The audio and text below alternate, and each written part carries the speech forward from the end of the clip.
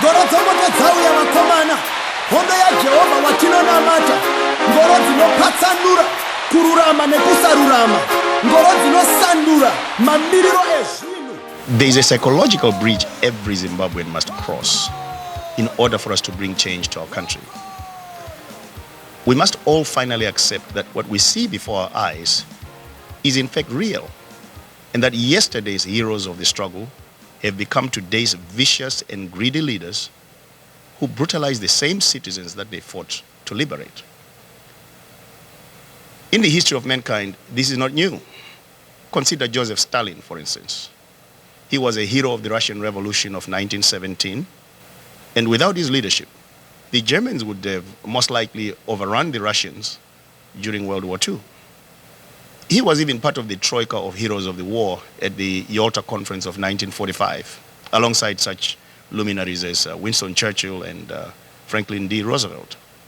Yet the same Joseph Stalin was also one of the most brutal leaders in Russian history and is reputed to have killed 20 million of his own citizens during his 30 years in power.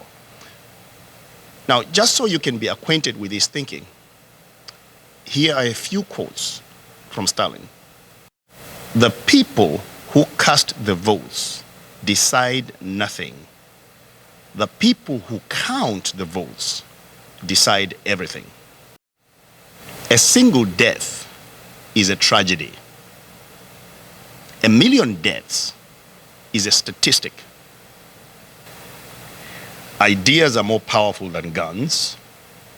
We would not let our enemies have guns. Why should we let them have ideas? Well, the actions of our leaders have been informed by the same kind of thinking.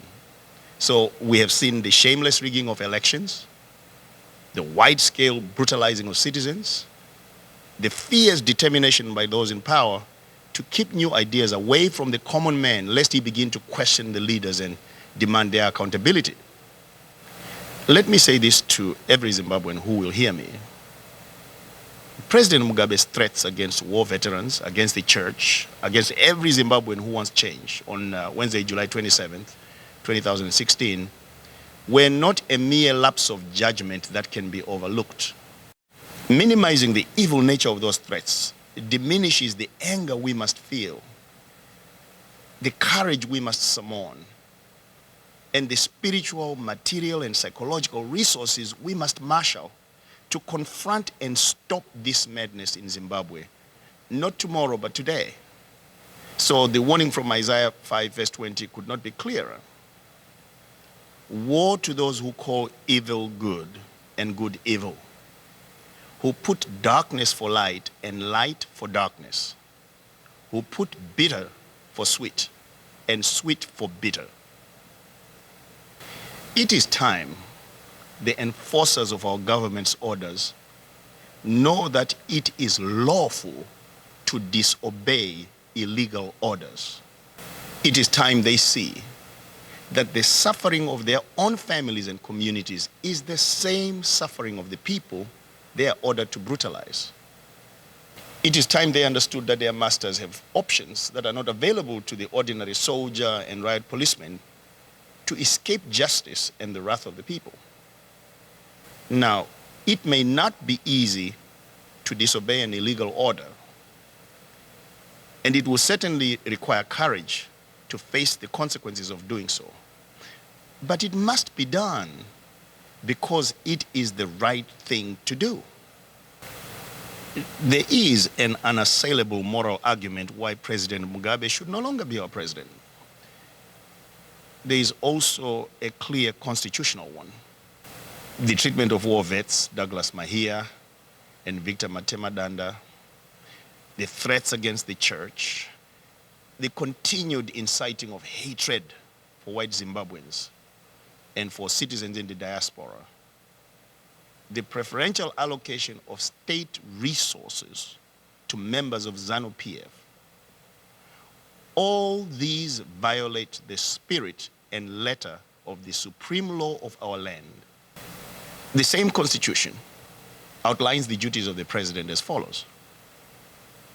1, to uphold, defend, obey, and respect this Constitution as the supreme law of the nation, and must ensure that this Constitution and all the other laws are faithfully observed. 2, the President must, A, promote unity and peace in the nation for the benefit and well-being of all the people of Zimbabwe. B, recognize and respect the ideals and values of the liberation struggle. C, ensure protection of the fundamental human rights and freedoms and the rule of law. And D, respect the diversity of the people and communities of Zimbabwe. My fellow citizens, it is time to call the president's threats and actions not by euphemisms that don't quite make his culpability clear. It is not enough for a few to call these evil, unconstitutional, and criminal acts what they are. The entire generation of our fathers must do so with both their mouths and their vote. Fellow Zimbabweans, there are convictions worth losing friends for, convictions worth losing privileges that can only be enjoyed at the expense of others for. The change we want does not just happen. It is made to happen. We must have the courage to have different conversations with our families, with our friends, with our workmates, and yes, with those who we once feared and revered. They won't be easy conversations, but they are conversations we must have now. But it must not end just with conversations. It must proceed to planning, to mobilization, to action, to voting the right people in power so that we can redeem all the years that we have lost. This is Dr. Noah Manyika from Build Zimbabwe, and I am in the fight to make that change happen because there is indeed a cause.